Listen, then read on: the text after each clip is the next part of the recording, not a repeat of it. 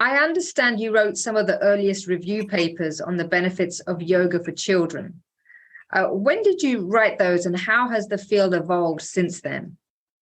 Yeah, that's right. I reviewed the literature closely regarding yoga and children. I think the way that it's changed is twofold. One is if you look at the literature, there's more research that's been done regarding yoga and children and yoga and adults, even since the time I did those initial reviews. The second thing is that yoga just continues to become more popular in culture and part of mainstream physical and mental practices for well-being. And so I think there's even more acceptance of yoga for children now than it was when I started. It's very common for yoga to be taught at preschools and schools, which is really exciting because it means that yoga is already being implemented. I think from a research standpoint, we're still trying to catch up to look and see what the effects are and the benefits of yoga in children. But it's very exciting. And from a surface perspective, I would think that doing yoga as children and teachers are seeing benefits. Wonderful. And you speak about research for today. So what is your current day research? Can you tell us a bit about that? Yeah. So there's several levels, focuses that I'm interested in. One is continuing to explore slow breathing as a method to improve health. And slow breathing is really interesting because it is such a common practice. So many mind body techniques, self-help techniques, to psychological interventions. And despite its common use, we still don't completely understand how it works and how to optimize it. In a more specific context, slow breathing is very well detailed as a practice in yoga for over 2,000 years.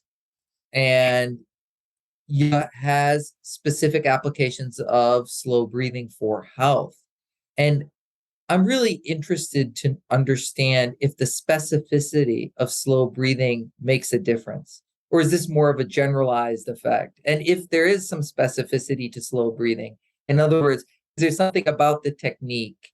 Is there something that needs to be personalized for the individual, which yoga maintains is true? But if that is true, then how do we use that information to find the right patients to use slow breathing to improve their health?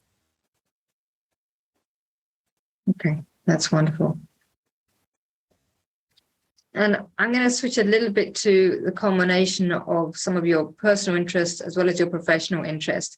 So based on your experience in martial arts and yoga therapy, and also as a pediatrician and integrative medicine consultant, can you speak to the need and potential role of martial arts and yoga for children as an upstream preventive health measure?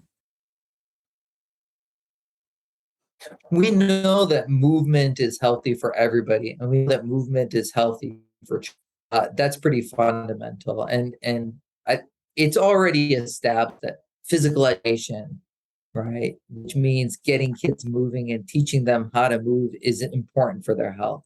It's important for reducing risk of obesity, cardiovascular disease later in life, hypertension. We know that moving improves mood. It also helps with children with any kind of behavior disorders. And so in that regard, martial arts and yoga are another avenue to get kids moving, which is great.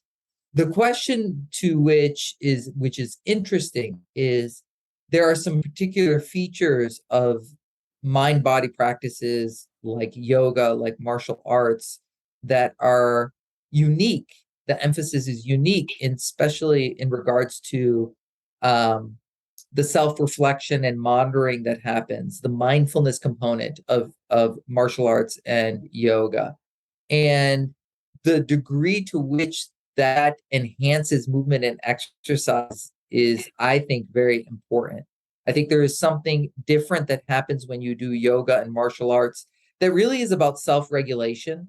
It isn't as much about output of exercise. Sometimes when we think about exercise, we think, okay, let's run and let's time ourselves, and our heart rate goes up to a certain level. But there is something unique in martial arts yoga that is turning inward to monitor our reactions and experiences. And that skill is something that's very useful for children.